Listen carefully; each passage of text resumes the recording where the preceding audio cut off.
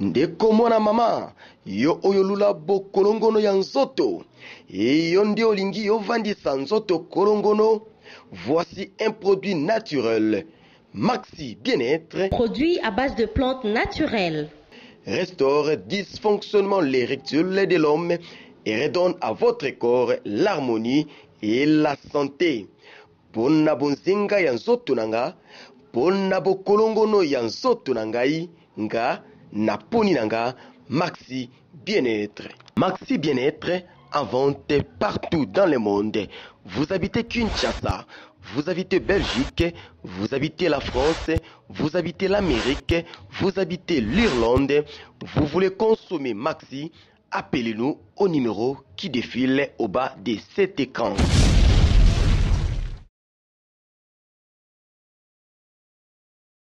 Internautes, merci vous qui nous suivez depuis le www.congolenium.com et bonjour et encore bienvenue à ce nouveau numéro de Qu'une réalité, votre émission préférée, l'émission qui vous présente toutes les réalités de Kinshasa. À la présentation toujours et encore votre humble serviteur Bello Belkame, le défenseur de tous les animateurs. N'a qu'une réalité, nous parlons d'une réalité qui est Nyokola, Bandekonabiso, Bazana Mikilia Poto. Oui, toujours qui va coup de fil, Bandeko Poto, surtout Ming Bandeko Basi. Baleli va déclarer Balobi, il paraîtrait que Baso perdrait Netka Bakomo Pola, bien que côté Balobi, Pola, mais bon, dit maté, mais Boulimbisanga, Balobi, Ndeko Basi, Mikili, Baso Pola. Pourquoi Baso Pola? C'est parce que na Kinshasa a Randoé Makasi, Bafia Kinshasa, Bandi guerre contre les Parisiens, Basa Poto, Baso Lela, Balobi Ponanini, Basi à Kinshasa, Baso Botolaka Bango Mibali. Au monde mobile na yo, Bandaki Neta, Mususu na Pasi. Yazalaki na nkanda te yo pe nkanda te bo umeli kutu tango mususu na foyer pona koluka kaka mukanda to koluka moyen de vivre sime ya mukanda sime ya kovandisa masolo e komi ntango ke jo abeta pe mo tourner ngezalaka après avoir économisé bokangisa mbongo bosomba mo lupangu bo bandata ba faire parce que investissement na miki les alaka ngo lisusu te vrai investissement e comment na Kinshasa. Et au moment où la kitina boule quand son lupango bo beta mo auberge to pour préparer le lendemain à bana me pouf bo balo ya Kinshasa a changé les makanisi soit à Bali na ye mwasi mususu mbongo esengela ki bosomba mituka mbongo esengela ki botonga mapango bosala ba faire na Kinshasa mobala ya Bali ni mwasi mususu to akoya abandi ko gaspiller yango na basi ya Kinshasa bandeko pasi basi plutôt ba mona ki yango esala ki mwa pasi balobi mais bango pe misika na mikili ya poto et on a Kinshasa ba ko ebate pona bango balobi te c'est que basi ya Kinshasa ba komi na bakisi et bakomi système basakala ha soit bakomi ko laver ndenge zela système Kinshasa ki ne ba laver pa mer moko to système ko mikolo yo loba na nzunga moto lobi oyo zala ngona posa na nzunga moto pouf nzunga moto esali yo masolo kasi lisolo ngo peut mettre makitoko efele to kitano na terrain ensemble là Olivier Dividi dit moi micro baladeur to tout na pe ba fi yango ya Kinshasa bango baza ko tortiquer bana mikili po ezoka musabiso comment fi ya otimi kile moi poso kitoko moi nini mais aina moi likonda na ye asana moi likonda na ye mais fi moko ya Kinshasa boye bon apparemment on ne peut pas juger quelqu'un par l'apparence mais apparemment azomo na ndeti pauvre mais cette fille qui semble être pauvre, cette fille qui semble beaucoup manquer, comment à ça qu'on parvenir, qu'on détourner facilement, une question qui jusque-là ne trouve pas une réponse exacte. Ensemble avec Olivier Dividi, nous allons trouver des réponses et des remèdes à toutes vos préoccupations. Faisons le départ. Comment on a Naomi. Ouais, Naomi, nous avons quelques questions à poser. Bandeko na biso ya basi na poto ba siliki bino ba fait Kinshasa bozo boto la bango mibali na mona pe mibala poto ta yo bala fait Kinshasa non mona te e basi ya poto ba lobby ke ba kosala économie na mobali na ekuna bakangisi mbongo mobali ya somble pa na Kinshasa aro yawa allez bino pe botelemi bokomi ko parola suku zagala ha bokomi ko laver sur nini nini bakangisi mobali ya bato abali yo tant suku bosisi monga la kimbuta. Hey, zakala hate msala ni. Msala, loba vraiment bien, loba na ndenge ni expliquer biso to yeba. Msala ndi zakala hate. Msala ni basi apoto ba yebo bombatele ni balite parce que babo bati ambate bebo gamte mbate ani akishasa to yebo gamte mbali ko bati ambali. Mais ils confirmer comment bozo boto mi bali. Eza bien. Eza bien. Merci beaucoup. À part ça on le bani. Belote. Bazalaka ndi bango bazabi bazalaka na ndenge biso pe tozala impeccable. Merci beaucoup Naomi. Ça va. Comment on a? Comme dans Sandra. Sandra, tu as quelques questions à poser. On a pour toi Bassi, on se plaindre, le bini belle bon soir na Kinshasa, bino bozo boto la bango, parce que ma mibelle na bino. Bande Congo banani. Bassi a poto ba congolais ou baba, ndeko nyoso parce qu'on a poto bien étranger. Ceux qui mibelle ba yé a na Kinshasa, bozo boto la bango mibelle. Bon, premièrement, na monate, na yokate. Au contraire, surtout aux appels clairs. Sur celle banalise, il y a batono so bakendaka poto. Batika basina bango a babota pe babana soi-disant. Bamsupe babota te mais akei na ndemo ki akeluka. So azui kanda agoya. Maintenant bakokuna ba changer na bango les côtés et comme na landa ki maman na parce qu'azaka na mukanda na ye na za pemene po permettre ngana zala atiki moi si 10 ans 15 ans 20 ans pe. So sali contrôle même na vie de Kinshasa ke kutana bani bere bazana ki sasa ba parents na bango bazana na poto. Mais mi bali wana babala basi ya poto mais lelo soki basi ya poto ba komi ko déclarer que bibali na bango va changer. Va revoir un peu parfois leur façon de faire pesa bien té parfois bazo bébé c'est l'homme moko boye hein bango ba lobby mi belle bango o bazona pasi kuna babana bango kuna yebisanga babota maki na poto to babota maka ana kisasa nde baki poto nyoso tu nyoso na écoute dans le domaine ya bolingo mutu azalaka vraiment champion azate biso nyoso toyekola kaka mais ceux qui osala la bango bongo pour nanga conscient après ça ba mekana ko revoir pe ba changer parfois ils ont un comportement moko ya mabe o bango bazo se yango zo permettre te mibali na ba vana bango comme ko lukana kin parce que mibali wana kako ya poto batikaka basi na kin ba wela ka bango mais tant mo moni ke ma bango simbi dans te parfois il y a des gens qui changer le côté. Et puis, parfois, c'est qui n'en profite. Parfois, c'est qui n'en profite. Parfois, c'est qui profite.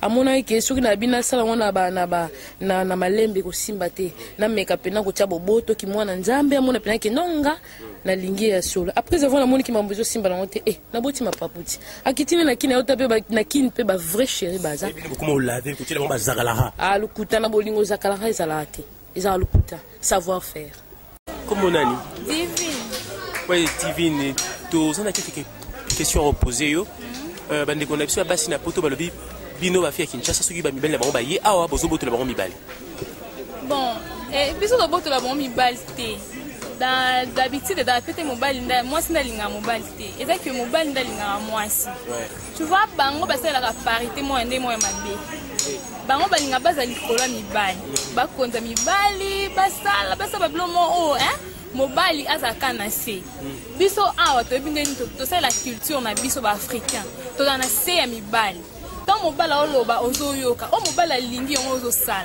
mais bango kuneza bongo te so mobala ni kabila masala boye so mobala sali boye allez aki funda te makuna basi bamona ke basi ne bazali kolonya tout moi ça oloba kazaka na raison mais biso a to na soumission pas mibali yango na nde baba tout boto la bona kisi mais da kisite et da kisite ça on kisite et da ka que to na se mibali moi si musalobi abana mobali ne bandaka la basali économie atini mobile Kinshasa sombe le pango ala yenango akomi ambiance na ba chéri awa asombi le pango titam so bali kutuna mo yango ya chinyao question on a tout le ba ah exact comportement ya basi ya kuna na c'est comporter ma bé bon c'est comporter ni ma bé ba ebi ko se comporter te bango balingi ke ba matela mibali donc yi akonza mobile okiza bongo te ba kena poto ba keto ba culture ba na OK biso ba africain to za bongo te to za kana seka ya mibali ba bino bo komi ko laver ko chaba zakala ha siki ndenge ni donc so mobile poto monio kaka moteme peli moto eza ngo zakala te eza que to koyeba ka ndenge ozana mobile yangwana ko basi ya poto ba lo bino ba divine na Kinshasa wa ba Marlène ba nani ozo boto le bango mibali biso to boto la bango mibali te eza nde bango monde ba yebi ndenge ba batela mobali te yangwana biso to biso bakiti la kin to ke côté kuna bisika azwaka bao bazwi to zi bango elateli to boma bango nani bango elateli na bango kuna eza na bien te na ndini bali kolata babilamba moko atako babiki lelo babasala kilelo te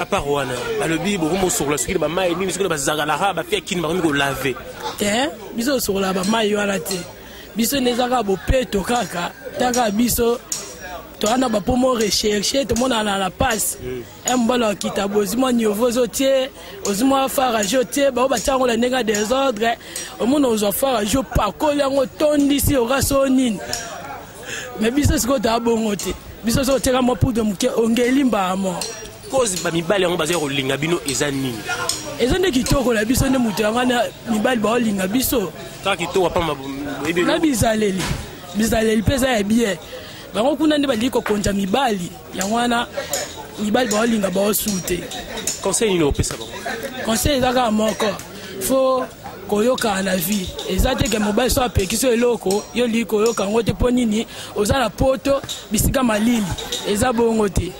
Merci beaucoup. Oui, merci. Vous venez de suivre les interventions de filles quinoises. Elles ont intervenu. Boyoki, parce que moi je ne suis que votre esclave, je ne suis là que pour chercher à vous satisfaire et surtout à répondre à vos questions et à vos multiples préoccupations. Bandeko biso basi oyo babengaka biso à partir ya mikili ya poto balela ki ndenge tolobaki na annonce ke mibali na bango bazo uta poto bazo Kinshasa et bazo salaka détourner balobi boke ba shipper d'amour bakomi na Kinshasa ndenge zo salimaka nango lelo boyoki bandeko basi balobi il paraîtrait et ça n'engage que ça n'engage que eux. Balobi, il paraît que bino basi ya poto et là que zo bomba bino ka bona crise à tendresse. Et balobi basi ya poto bona manka ya ko sakana te mibali na bino il paraît que ti bazwa Kinshasa awa. Soka sala ki 10 ans na poto balobi azana manka ya 10 ans ya bolingo. Ba fi Kinshasa basali moi thérapeutique na bango moko boye bazo traiter na bango un petit massage, moi pédicure, manicure, moi bisous simple juste ya jou pouf. Et mon bala zui manka wane ya 10 ans. Après tiens autant on se na 3 minutes na couloir qui mboute veut dire mawana pasi. Na minanga te qui ont raison qui ont tort. Bino bolela ki bolobi basi Kinshasa bazo boto la bino mibali. Kasi basi ngo Kinshasa bolobi bazo boto la bango te. Et bazo récupérer ndeka ko bango babungisa ki ndenge ndeko mwasa lobi mingi romona zalaki na mobali ne na Kinshasa babundi bundi tango mususu kutu bakangisi mbongo na pasi.